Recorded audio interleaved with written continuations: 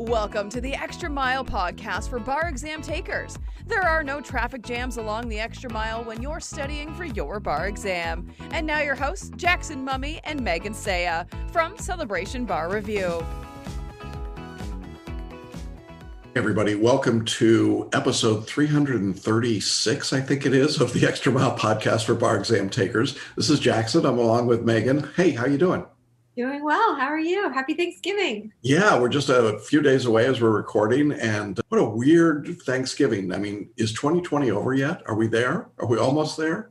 Yeah, really. Unfortunately, I don't know if the 2021 January 1st is going to have a magic spell, but it'll be nice at least in our heads to get out of 2020, I think. For sure. And today we are talking about some significant developments in 2020, particularly with respect to the Florida bar exam, but also going to update a little bit about the jurisdictions that have announced going online in February 2021. We're going to talk a little bit about New York and some of their requirements with respect to their exam in February 2021. So it is a busy holiday weekend.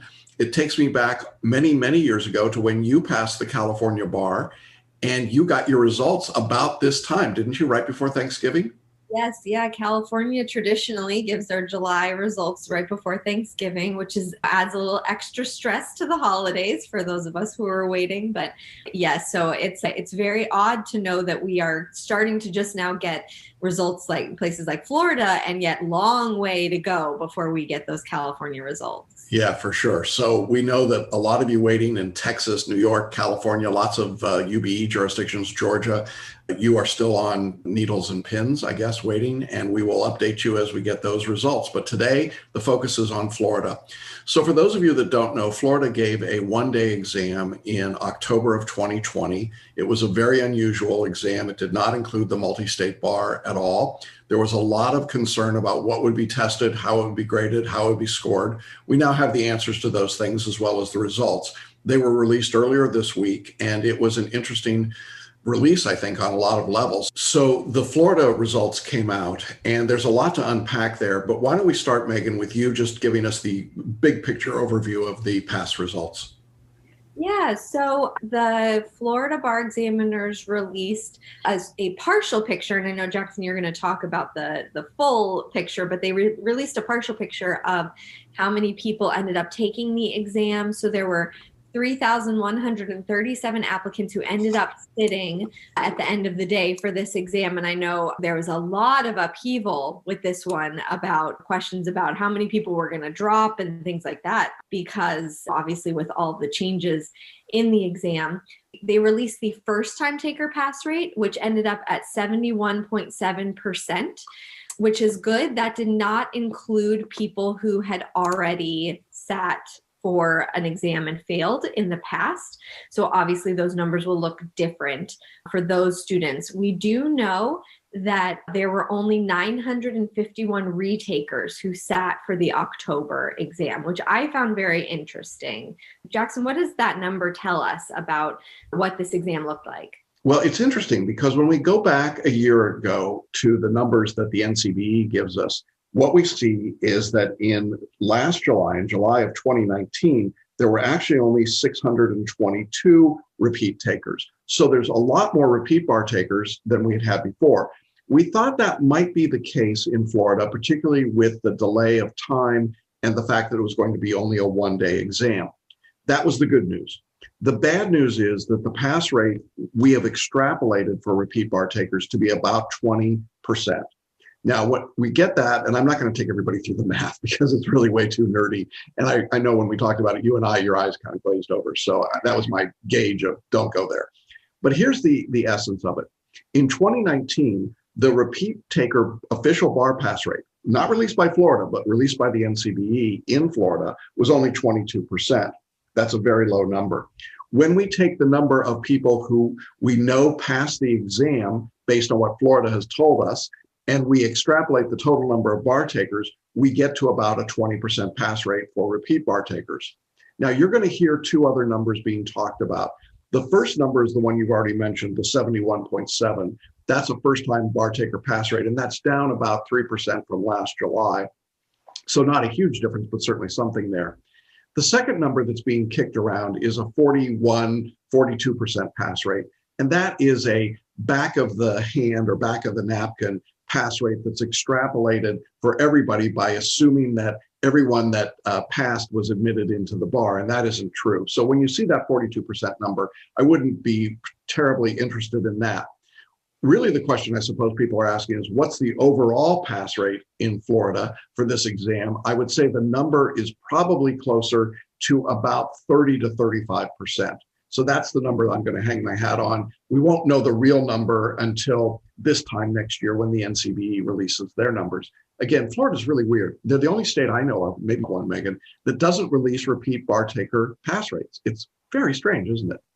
Yeah, it's very odd because it sort of creates this environment or culture, I think, in the Florida bar of that repeat takers don't matter. That, hey, no, we did great because we got 71% of our takers through. The way that they presented and the way that you might see that number around is that the pass rate was 71%. That was not the pass rate. That's only the pass rate if you exclude a very large number of people who are sitting for the exam. A third of the bar takers. So right. It's a big number and it's a significant number. Now, I think it's important for us to unpack why the pass rate looked this way, particularly for repeat bar takers, because that's the body of our audience that we're talking to. I think a couple of things happened, and you and I have talked a little bit about this. One was that everyone was ready to go in August, and then 48 hours before the delivery date of the exam, the examiners pulled the plug on the test and decided to extend it. What do you think the impact was on bar takers when that moment happened and they suddenly had an 8-week gap? I think it was very different across the board. I think that some people, and this is what we saw, some people took a deep breath, reset, and got back in it and appreciated, hey, I've got an extra time to study. So those subjects that I was still feeling a little wary of, or I didn't get to practice all the MBE questions that I wanted to, whatever, or not MBE, obviously the Florida multiple choice questions. Some people had a really great, viewed it as a great opportunity. And then others, it was a sort of, this is just the straw that broke the camel's back. On top of a very hard year, it was one more thing. They just wanted to check it off their list, understandably. And then it got pushed back to a place where I think mentally it was difficult to reset. Yeah, I agree. I think it was certainly individualized, and it's hard to draw big characterizations, but I would say that for people who were not successful, what I'm hearing this week is it was just tough emotionally to get back in. They were ready to go. They were literally at the starting line, and suddenly there's a rain delay, right? And you got to wait 8 weeks. The other thing that obviously was an impact was that it was an online test. Now, we got very little negative feedback about the mechanics of online testing. I know that a lot's been written and said. There's a lot of discussion about facial recognition problems and about the inherent racism of some of that software. And I don't want to discount any of that. But candidly, we did not get much feedback that said, we didn't get feedback that said the proctoring was unfair, or I thought the mechanics of the system didn't work, or I had trouble uploading answers, that kind of stuff, right? Yeah, so I think overall, it's why so many jurisdictions are moving towards online for the February exam, because there were definitely problems, but there were not large scale problems in these October online administrations. Yeah, so if we take the circumstances, the logistics out, the online part, the fact that there was a delay in the test, then I think the question we have to ask ourselves is this repeat pass rate, what does it tell us? Well, it tells us it was about the same as usual, even without the multi-state. But that's really interesting to me, and I am going to geek out a little bit here. And that is to say that one of the things that we look for in standardized testing is reliability. The more reliable your test is, then obviously the better the test. And from a reliability standpoint, the National Conference of Bar Examiners has long said that you need the 200 questions of the MBE along with at least 3 essays and some third component, typically a performance test, but in Florida's case, Florida multiple choice. When you add all of those components, then you get a very high reliability, typically 95% or so reliable. That is, the results this year should be the same as the results 10 years ago or 15 years ago. Now, In October of 2020, there was no multi-state exam given in Florida, one of the few jurisdictions that completely eliminated it, didn't even give 100 of the MBE questions in Plan B. And so I think there's some reliability problem here because you're really just getting day one of the Florida exam. We'll break down the topics in just a minute. But I think it's significant that the Florida examiners then announced very quickly that they would not only be online in February of 2021, but they would also add the full 200 question MBE. I want to make that point because if you're someone that took this exam in October and you didn't pass, I think it's very easy to think that you failed or you did something wrong or you're not smart enough or you weren't good enough.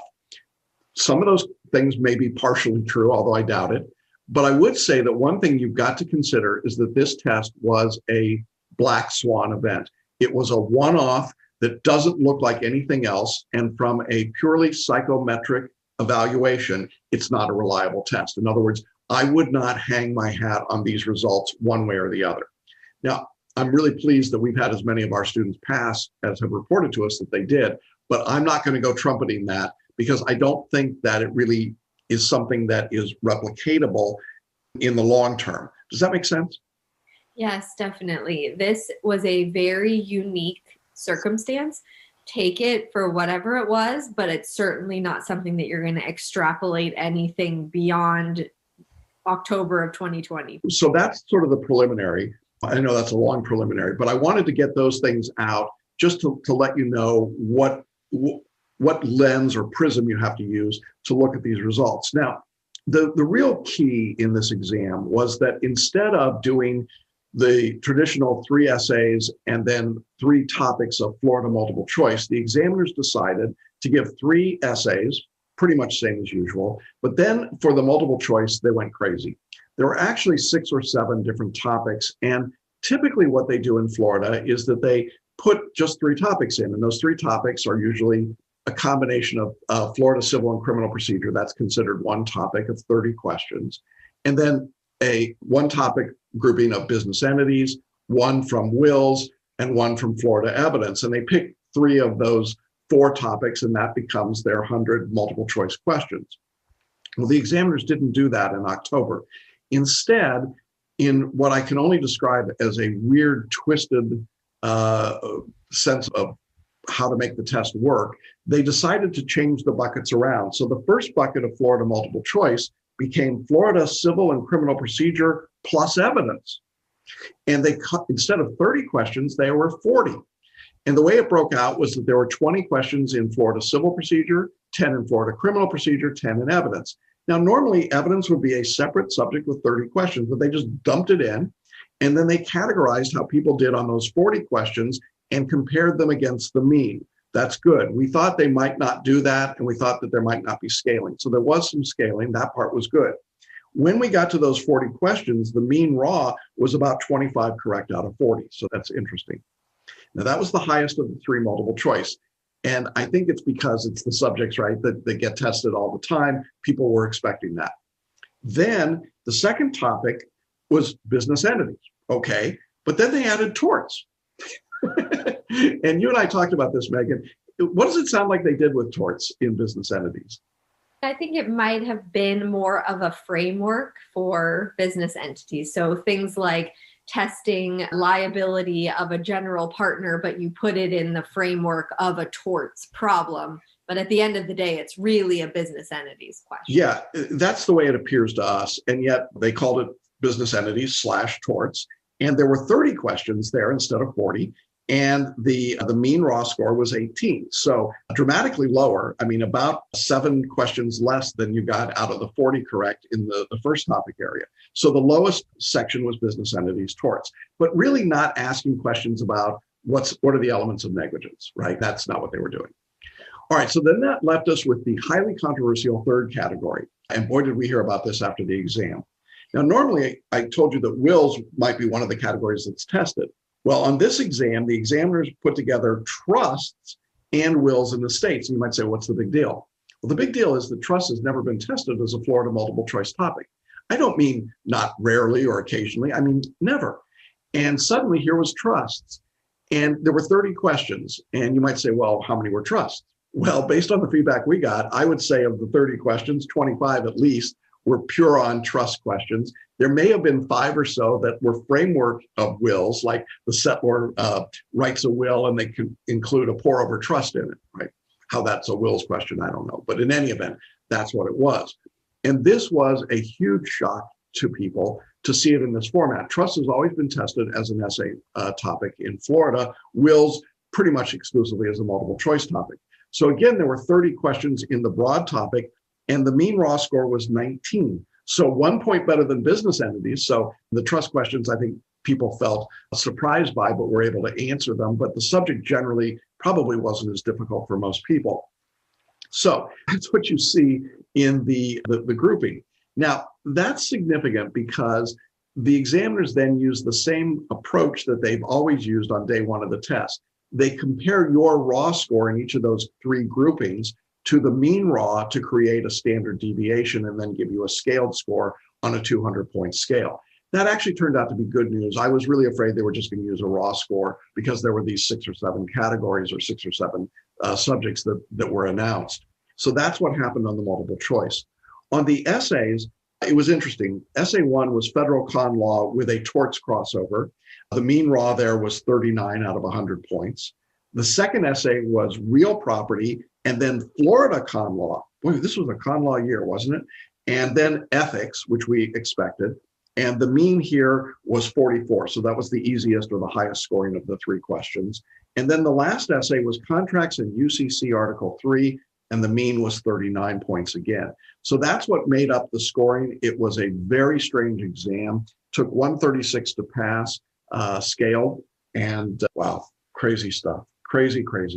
So looking ahead into February of 21, with an online test, multi-state added, I think the question that I'm getting the most is there enough time to study for that? What's your take on that? Yes, definitely. Please do it. Speaking from California, this is the time, as we mentioned earlier, that California normally gets their results. So there are generally thousands of people in California who receive a fail score for the July exam right around now, and they start studying for the February exam. This is not too late. The biggest thing, though, is you have to start, and then you have to keep moving. So this doesn't work if you say to yourself, oh, is there time to start? Yeah, okay, well, I'll sort of dip my toe in the water. You got to commit. Like, if you're going to do it, you want to sit for that February exam, which we think you should sit for that February exam, then you need to start now, and you need to really be all the way in. Yeah, and I think that the truth is you just can't grieve this result if you failed in October. I think you've got to be pretty dispassionate about it. It was a weird test given under weird circumstances. If you passed, great, that was awesome. If you didn't pass, I know it sounds cavalier, but so what? You were really playing with house money here. And so it was a shot. Nobody knew what the exam would be like. Nobody knew how predictable it would be or reliable. I think there's a lot of things to make it really look like a not well-designed test. And so I think you just have to shrug it off and move on. But I know from talking to some people already this week that there are people who are really grieving this result. And on top of everything else going on in 2020, I can understand why that would happen. But you've really got a good shot in February 2021 if you jump back in. And as you say, Megan, there is enough time to do that. So I want to encourage you, if you're listening or watching to us today, to go ahead and start that process, get involved, get your studies underway. In our course, you need about 20 hours a week if you begin right now to study and be prepared for the exam. So I think that's what we've got in Florida. Any last thoughts about Florida from out there on the West Coast? No, just if you passed, congratulations. We had so many passing students, which is fantastic. And if you didn't, I know a lot of you came really close. So that's okay. Pick yourself up, dust yourself off, and go forward again. I think it's great that it's going to be online in February. You already know that. The date is set. You are not going to have the emotional challenges that there were for this October exam. And then having the added MBE test is just, it makes it a more incredibly more reliable exam. So even though I know it might feel more daunting, I think on the whole, it's actually really good news. Yeah, and I know that I'm already getting questions about what will the Florida multiple choice look like. Well, I presume it'll go back to something more like normal, but we've added Florida Trust multiple choice questions. We were prepared for everything else that was there. And we certainly had trust materials. So it didn't really impact a lot of our students as dramatically as you might have thought. But we have adapted to it. And I don't know what the examiners will do. I think they'll go back to 3 distinct topics, but we'll see what happens there. All right, so that puts a wrap on Florida, at least for the moment. And now we wait for California, New York, Texas, Georgia, among other states still to come. I want to talk about those states in particular for a moment, because I know that there's a lot of question that people have about, do I need to wait until I get my results to start studying in those states? And I'm pretty sure I know your response here, Megan. Yeah, no, if you think that you were not successful, you should start studying now. And then best case scenario, if you ended up passing, you will not regret that you studied. You are going to be so elated that you passed that I promise you will not be thinking, well, gosh, I really wish I'd failed because I put in all this work to get ready for the February exam. And if you are not successful on the October exam, you will be so relieved and grateful that you have been studying. So yes, that's been our advice all along. If you think you may have been unsuccessful on the last exam, you should start studying. Do not wait for your results in these states where it's still going to be a little bit before you find out. Or a lot of it. Right. In California's case, we're into deep January before we get the results. So, all right. What's next on our agenda? All right. Would you like to talk about New York? Yeah. Well, no, I don't, but I will. So New York, for those who don't know, New York came up with some very restrictive rules for who could sit for the exam in 2020. And we hypothesized at the time that this was a smokescreen, that long-term, the New York examiners really wanted to cut back on the number of takers. And they did. They reduced it down to about 5,000 bar takers in October, which is about half of what they would normally have. And we thought, well, maybe they'll do the same thing in 2021. Well, sure enough, they did. They came up with a very restrictive list of who could sit for the exam in February 2021. I will summarize it thusly. You had to be a first-time taker. That was pretty much it. And if you were a foreign bar attorney, then it was even a tighter window, and it's gotten even crazier still. Now, there was an initial application period for the February 2021 New York exam, which is now passed. We're now in the midst of a second application period, which is, I'll let you explain it a little bit, Megan, but basically it's even narrower and is going to affect just a very, very small number of people. Yes. Yeah. So right now they're in the second application period, which will remain open either until it fills or November 30th at the latest.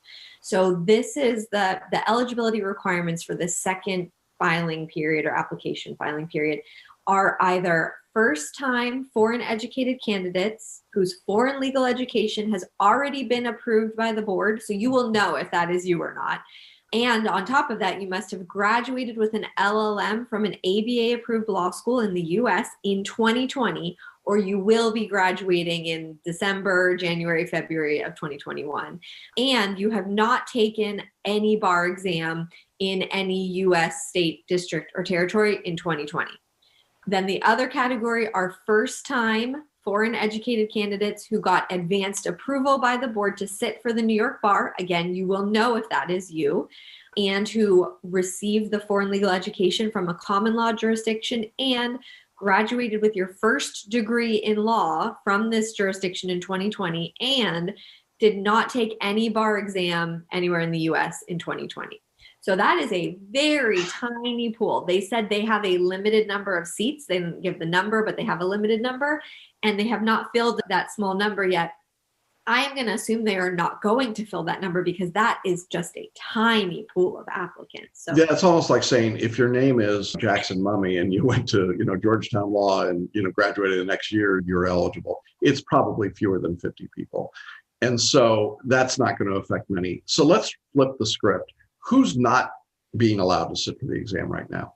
As of right now, most people who have taken and failed any bar exam anywhere. So not even just New York.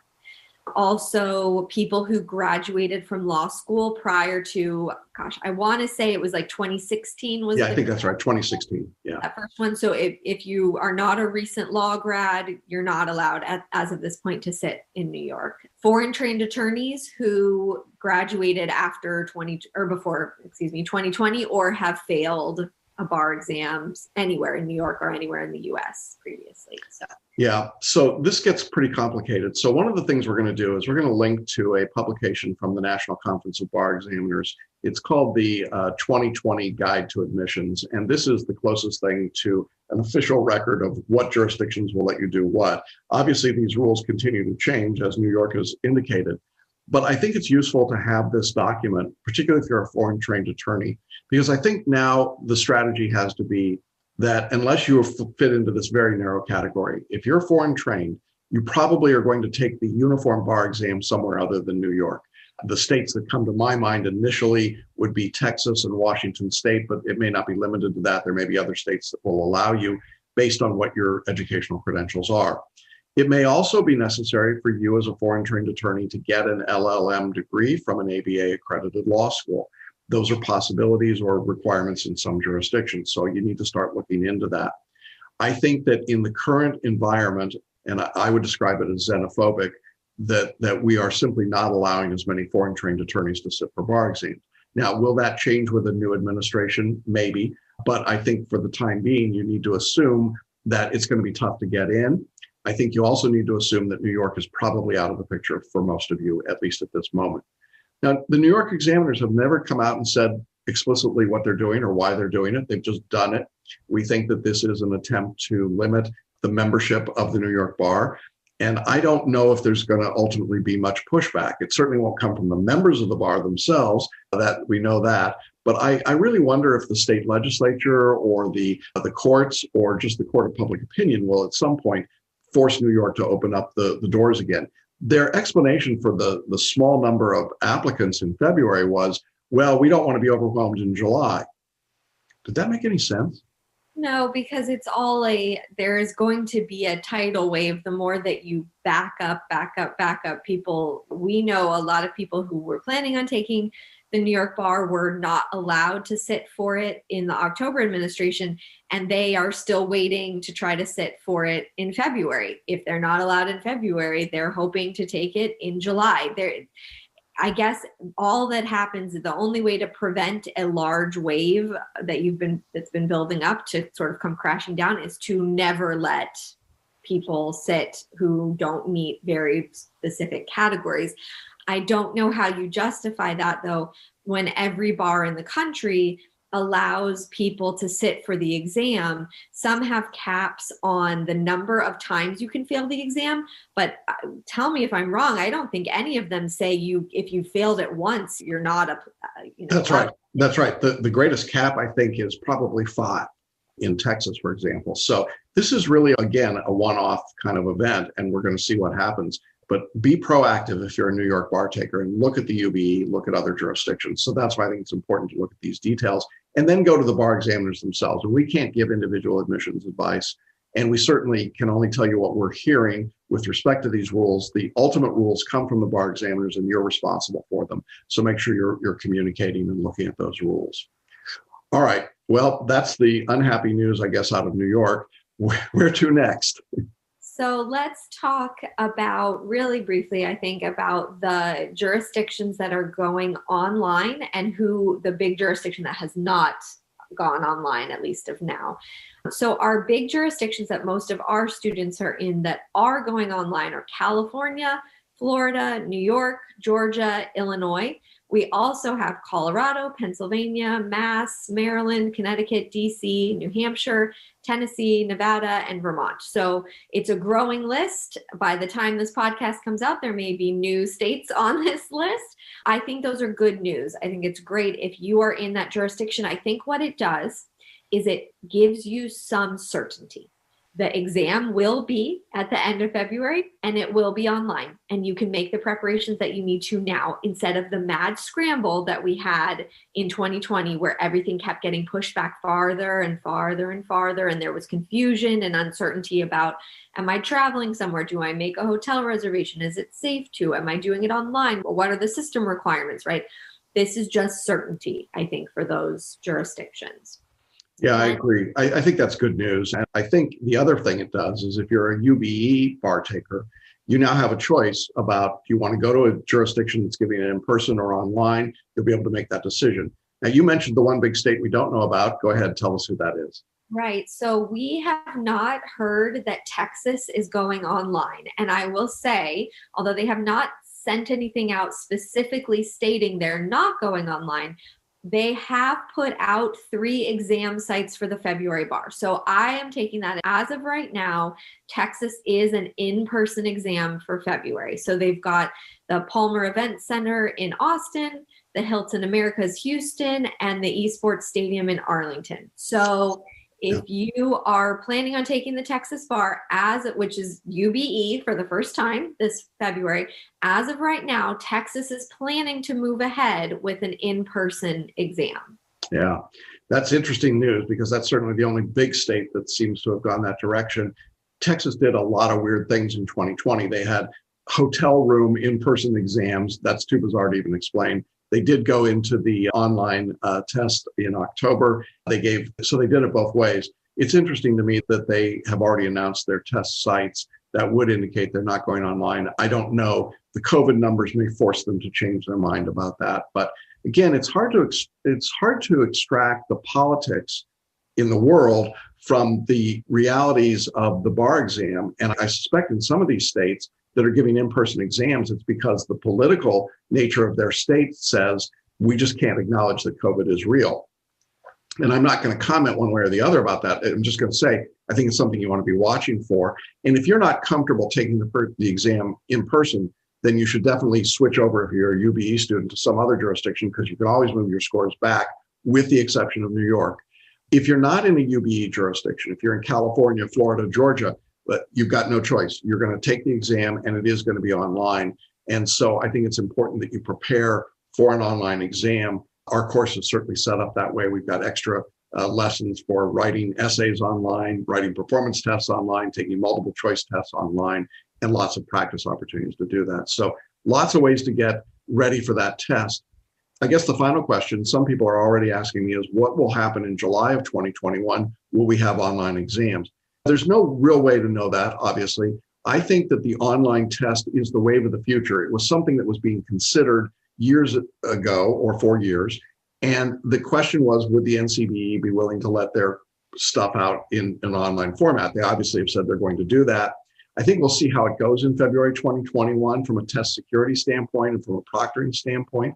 Assuming that there are no major meltdowns, I think we'll continue to see online testing. It's just easier, less expensive for the bar examiners, and I think it's more efficient. And frankly, for the bar takers, I think there's a world of advantages to being online. Some challenges to be sure, but generally speaking, I'd still rather sleep in my own bed and be able to take the test in my own home. So we'll see what happens there. But I would, if I had to bet, I would bet there'll be online tests throughout 2021. Anything else that we want to cover today on this crazy Thanksgiving of 2020? No, I think that covers it. And hopefully now all the examiners and the NCBE, it's all on vacation and don't make any new announcements or decisions over the next few days. Yeah, give us a break. We record these things and then they release a bunch of stuff and we're like, ah! So anyway, well, listen, we want to thank all of you. Our listener base and the number of people that listen and watch this podcast has grown so much in 2020. A lot of people tell me it's because of you, Megan. They like having you there. It reduces me. But in any event, we are very grateful and thankful for all of you and for the great feedback and comments that you give us and the comments that you send on and let other people know about us. So we really appreciate that. If you have been a regular listener and watcher, thanks. If this is your first time with us, we're glad to have you with us. And we'll come to you every week about this same time, talking about all things bar exam related. So hope everybody has a great Thanksgiving weekend. We will be back next week. We'll update you on what's been going on since we recorded today. And as we begin to get more results coming out from the October exams, we'll share those as well. So thanks, everybody. Thank you, Megan. Have a great holiday. And with that, we'll sign off and see you again next week. Thanks for listening and watching the Extra Mile podcast for bar exam takers at celebrationbarreview.com.